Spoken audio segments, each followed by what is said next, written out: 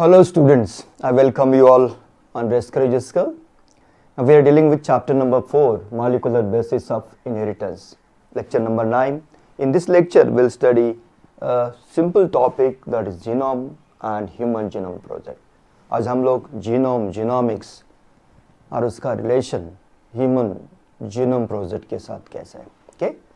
So दो concept अच्छी तरह study करेंगे हम, genome and genomics, and then the human genome project. ये छोटा टॉपिक है बट इट्स वेरी इंटरेस्टिंग और very useful for human being. Okay,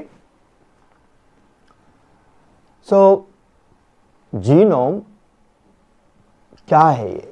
what is genome exactly? The term genome was introduced by Winkler in 1920। Genome ये term scientist का नाम है Winkler, 1920 में ये टर्म इंट्रोड्यूस हुआ है। Genome is basically the entire DNA of the organism. कोई भी organism का पूरा DNA जो होता है that is the genome of that organism, or you can say the genetic constitution of an organism. जो भी genetic constitution है organism का, एक organism का genetic constitution is the genome of that organism, or you can say complete haploid set और मोनोप्लॉइड set of chromosome. एक haploid set, chromosome का जो हैप्लॉइड सेट है और मोनोप्लॉइड सेट है, वो एक जीनोम कॉन्स्टिट्यूट किया है।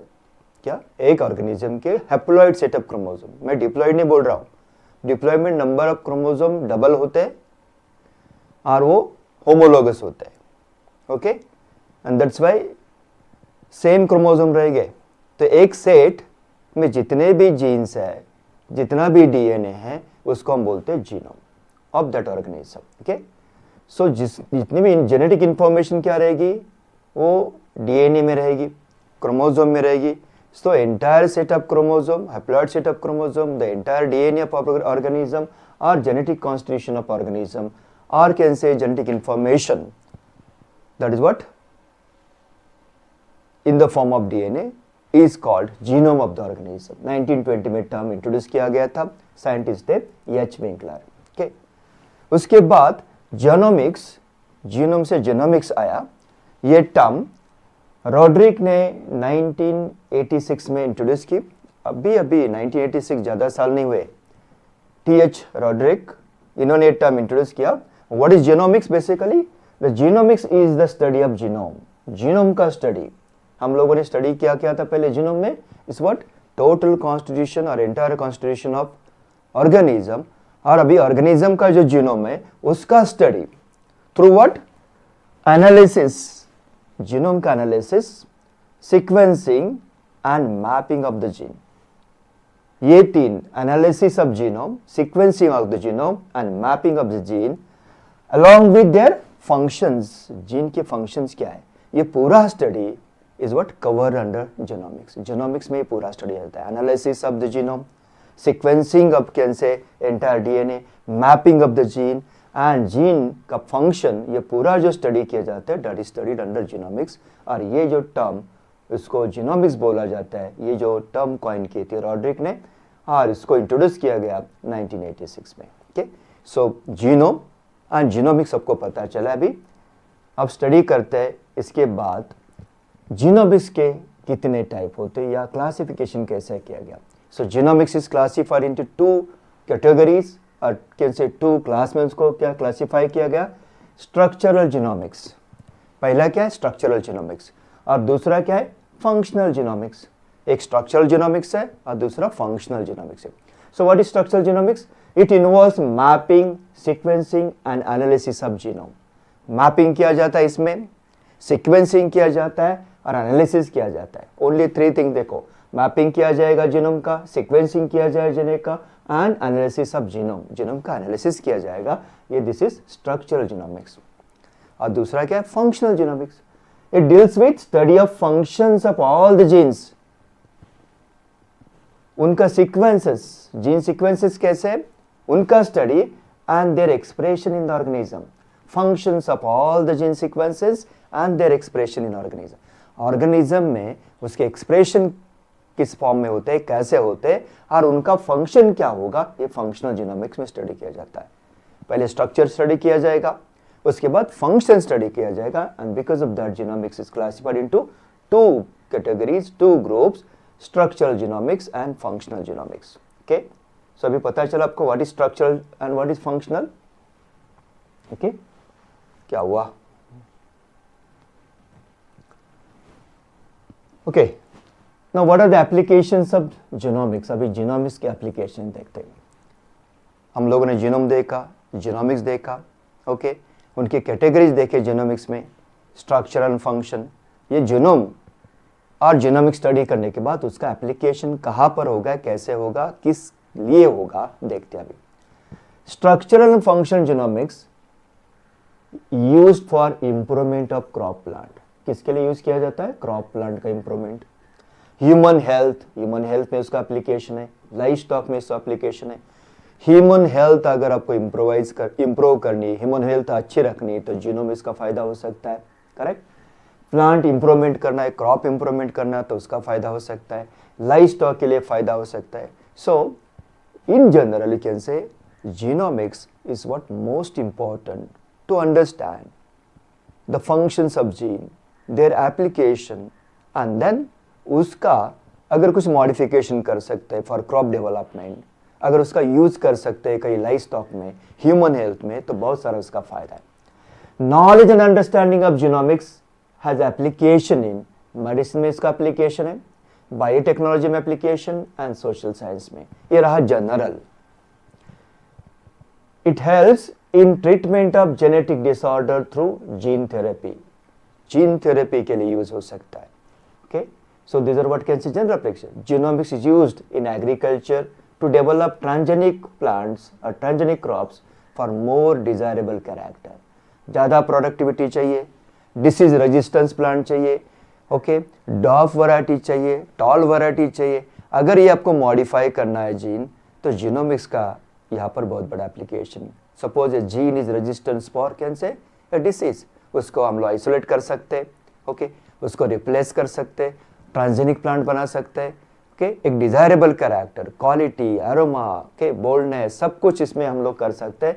That's what application of genome.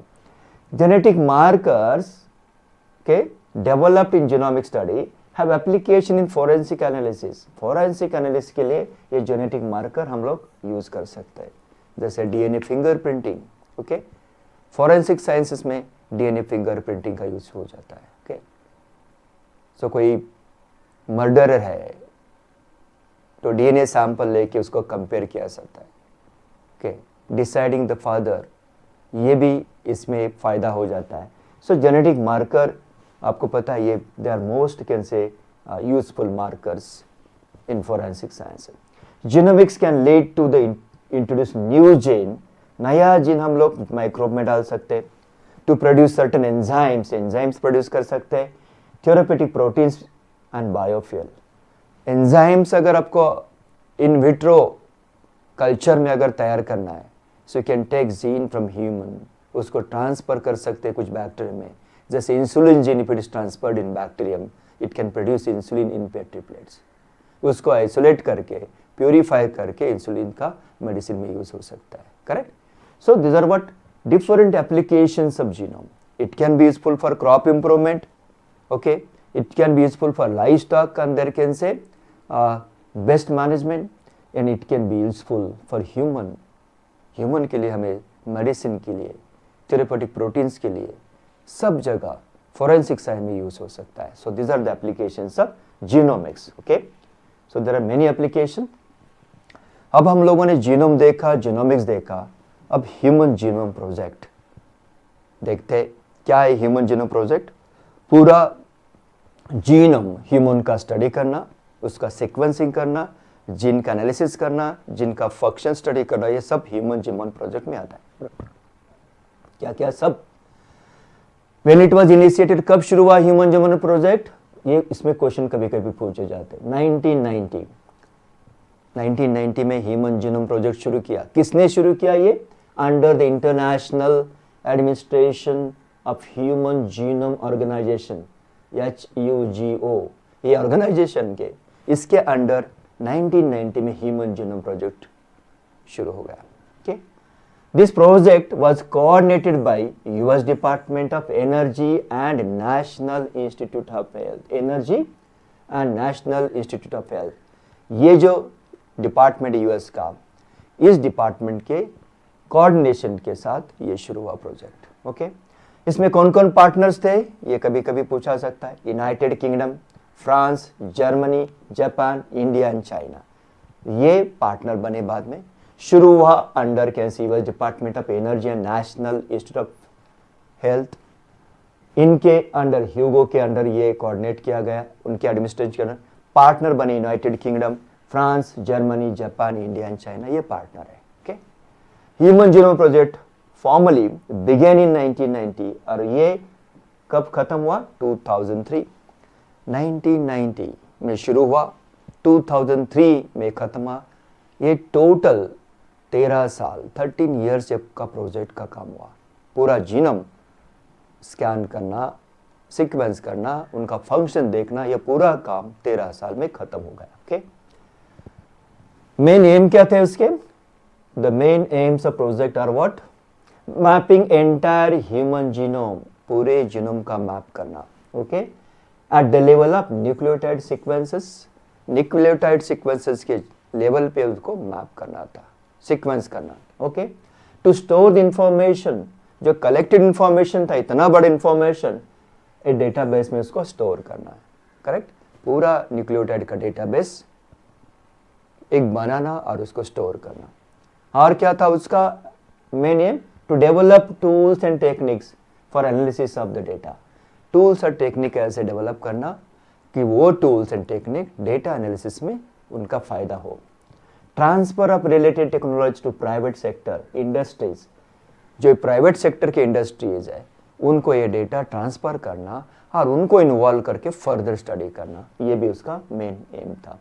And taking care of legal, ethical and social issue, कुछ लीगल एस्पेक्ट इसके साथ कुछ अगर आ सकता है, करेक्ट, थ्रू दिस प्रोजेक्ट, इस प्रोजेक्ट के कारण कुछ लीगल एस्पेक्ट जनरेट हो गए, एथिकल कुछ इश्यूज आ सकते हैं या सोशल इश्यूज आ सकते हैं, उनको टैकल करना, उनको हैंडल करना, ये भी उसका एम था।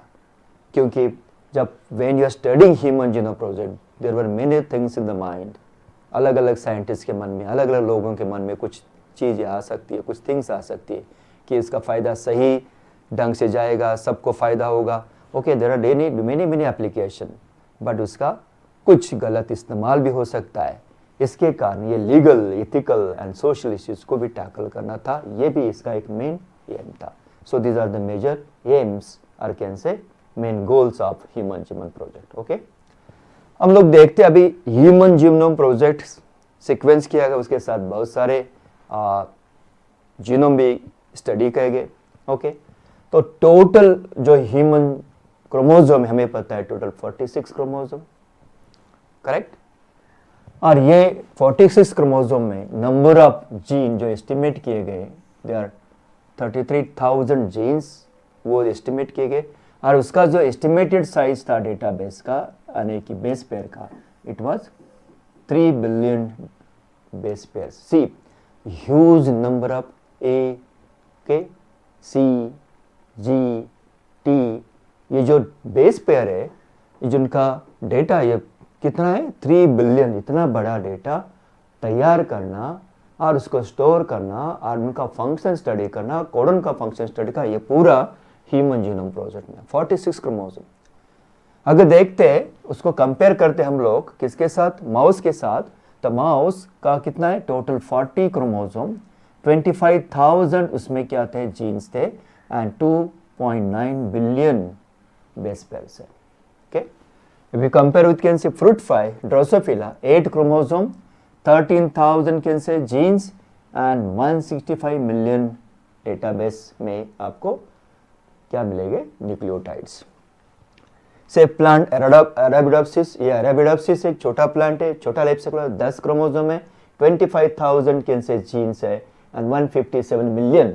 अब देखते हैं 157 मिलियन इसमें क्या है टोटल, ये क्या रहेगा? Nucleotides. So this is what can say interesting part. Interesting इसमें क्या है?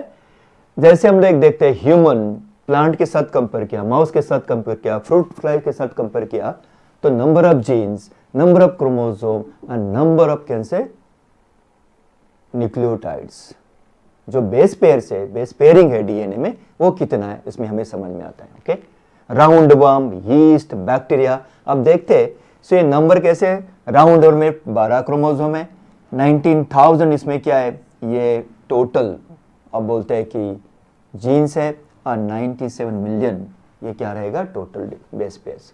यीस्ट में 32 क्रोमोसोम यहाँ पर बहुत सारे दिखाई देते हैं, 6,000 यहाँ पर जीन्स है, और 12 मिलियन यहाँ पर डेटाबेस में आपको क्या मिलेगा, बेस पेयर्स मिलेगा।